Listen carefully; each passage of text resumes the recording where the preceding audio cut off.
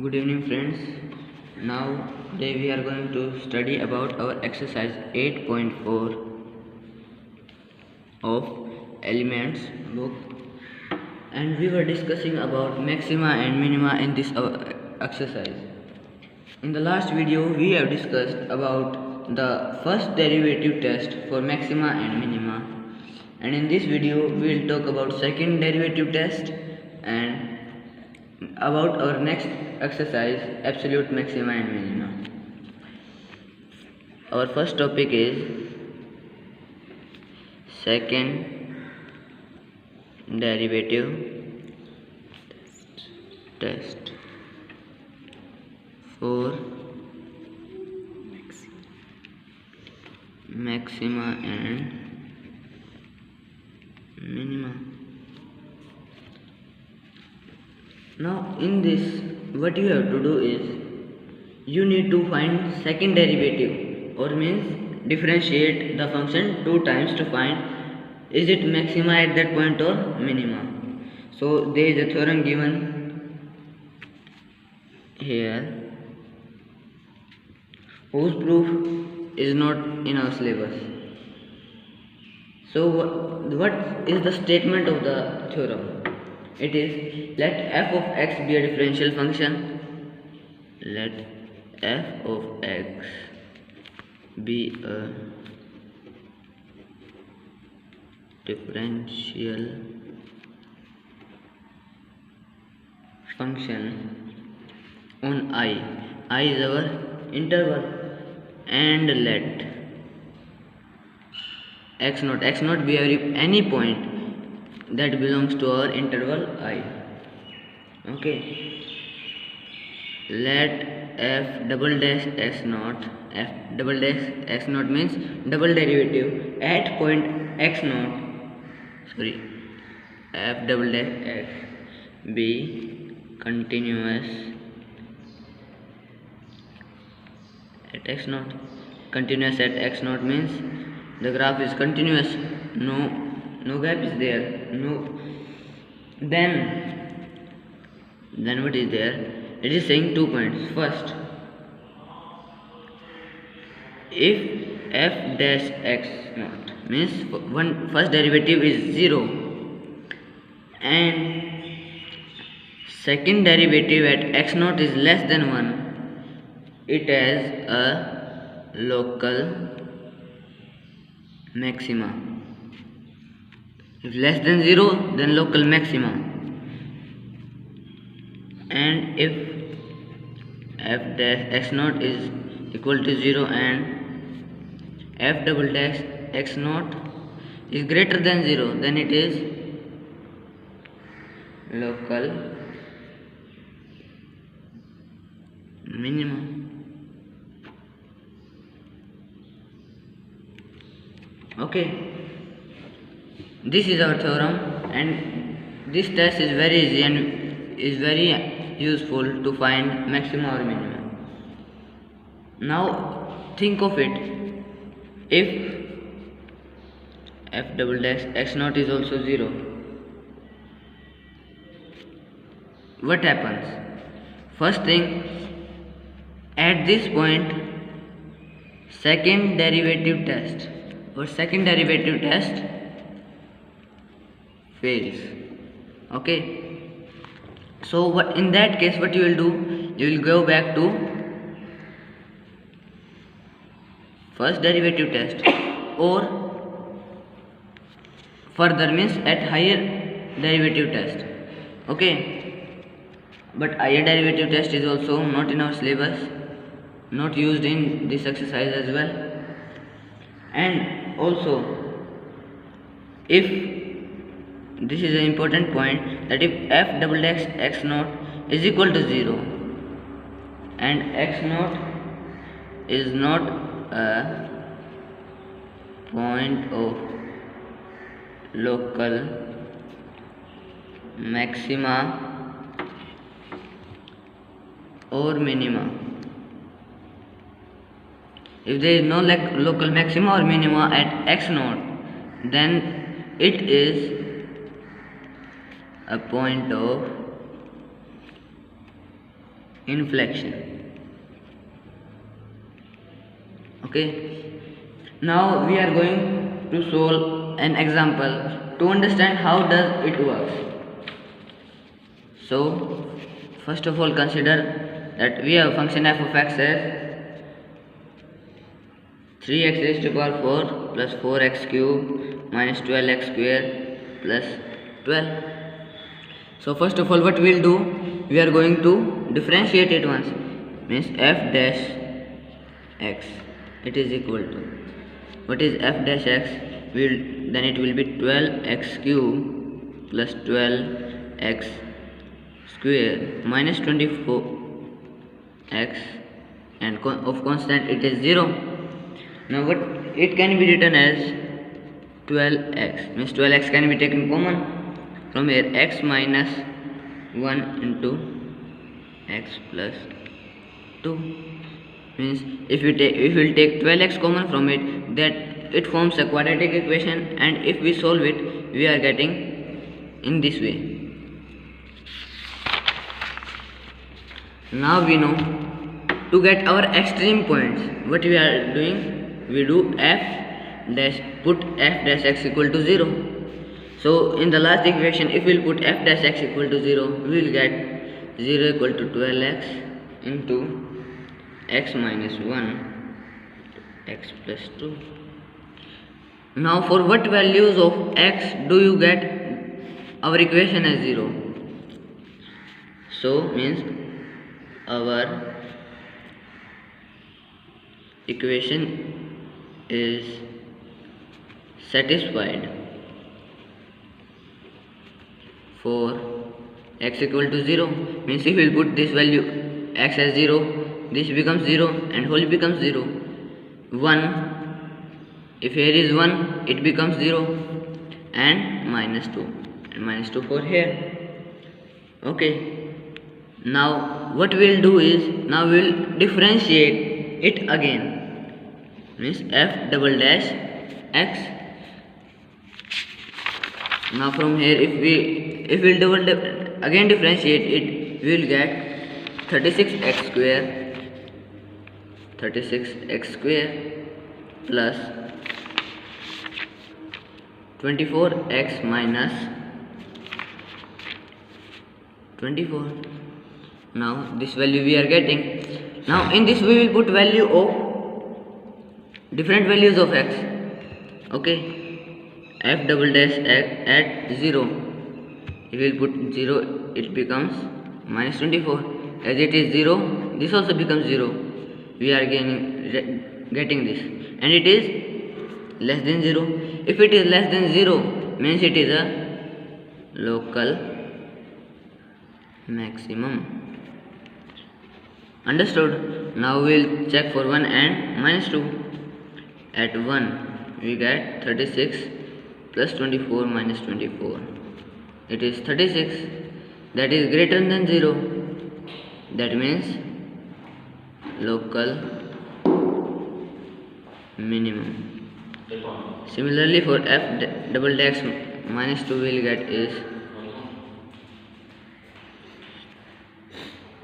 144 minus 48 minus 24, and that we will get is equal to 72. That means it is again greater than 0.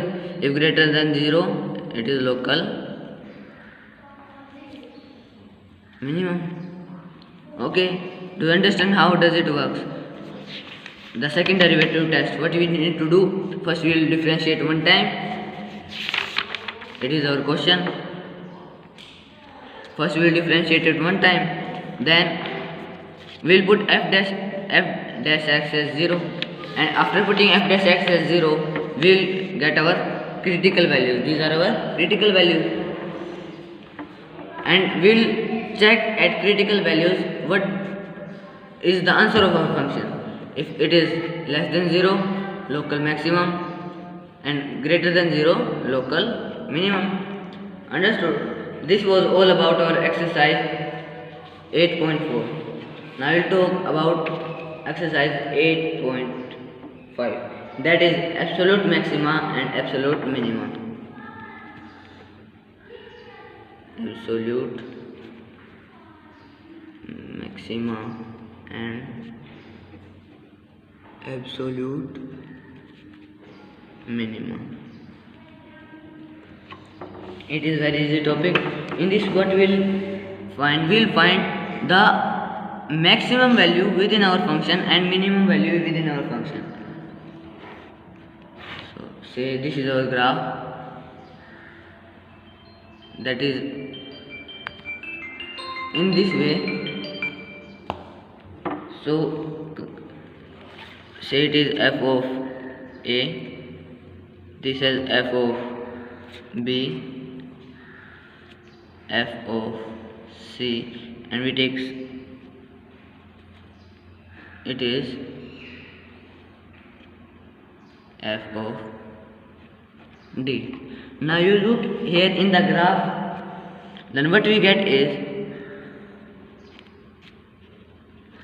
at f of a we are getting the maximum value within whole of our graph, means maximum value of our function, and at f equal to d we are getting the minimum value within our graph. That means at x equal to a it is absolute maxima. Absolute maxima means maximum value in whole of our function, and at x equal to d we are getting absolute minima. Do you understand that how these are? Now there are also 2 to 3 theorems given that will make you understand how absolute maxima and minima could be find out. Now they are saying in theorem 1 is theorem 1. Let f be a continuous function closed on closed interval I a to b. F is our function whose interval is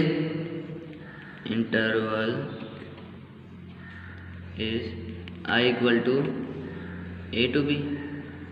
They are saying about closed interval. If closed interval is there, then we will use square brackets.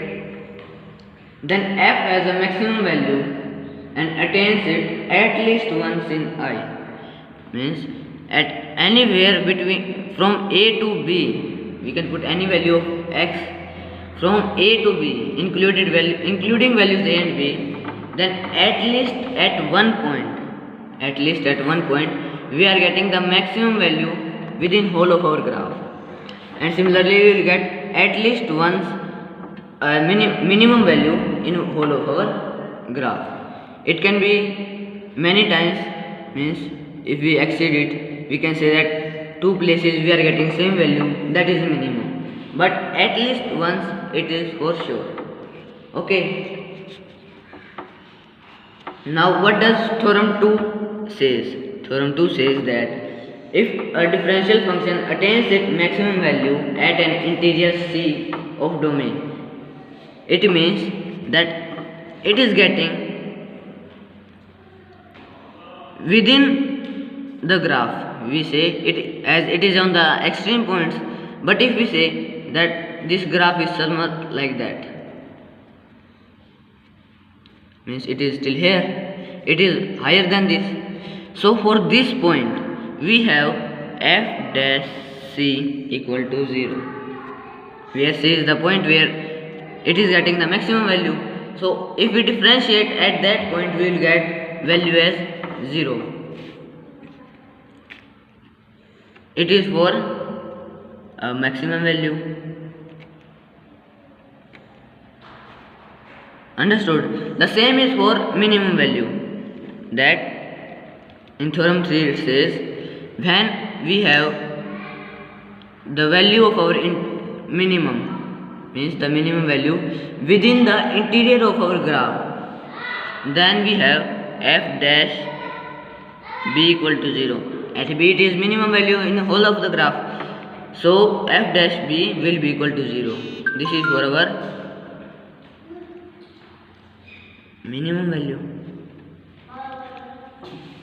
Understood till here. Now with the help of one example, we will understand how to find absolute maxima and absolute minima in our function. So first of all, let us take an example of any function f of x equal to 3x raised to the power 4 minus 2x cube minus 6x square plus 6x plus 1. On means it's our interval 0 to 2. So first of all, what we need to do, again we will differentiate it once. That will be f dash x equal to 12x cube minus 6x square minus 12x plus 6. You can easily do it. Now for extreme values means for maxima or minima, f dash x is equal to 0. So when we put value of this as 0, we will get 0 equal to 12x cube minus 6x square minus 12x plus 6. Okay, now we will solve it further. So it is 0 is equal to 6 as common, 2x cube minus x square minus 2x plus 1. It is 0. Now in the next step it is 0 is equal to 6. Now we can split it, getting x square common in this. X square common, it will be 2x minus 1, and we will take minus 1 common here, so we will get 2x minus 1 again common. Now 2x minus 1 is common in both, so we will get as 6 into 2x minus 1 and 2x square minus 1. Understood till here? Now if we will solve it, then we will get x equal to minus 1, 1 by 2, and 1 as our critical values, means f dash x is 0 at these points. But look here, our interval is from 0 to 2. 0 to 2, but minus 1 is not in that range, so x equal to minus 1 we will not consider or calculate at this point. Okay, so now we are there with 4 values, to the extreme points of our interval and to the critical values we got after solving f dash x. So now here we will find value of function at all these points, means first of all f at 0, function at 0 we will get as, we will put all the values here, all the values here in this function. Okay, so after putting the values at x equal to 0, we are getting our answer as 1. Now we will put this as 1 by 2. If we will put 1 by 2, we are going to get 3 by 16 minus 1 by 4 minus 3 by 4 plus 3 by 2, sorry, plus 3 plus 1. Okay, now if we will calculate, we are getting 39 by 16. Similarly, we will put rest of the values f at 1, that will give us equal to 2, and f at 2 we are getting equal to 21. Now if we solve it, we are getting it somewhat 2 point something. Okay, now you look here, the maximum values we have got at x equal to 2. That is our maximum value. So means absolute maximum value of f of x is, what is, 21, where it is at x equal to 2. And similarly absolute minimum value of f of x is what is it is it is 1 where at x equal to 0. So in this way we found out our maximum and minimum value. So your today's homework is to complete exercise 8.4 along with examples and examples of exercise 8.5. Thank you.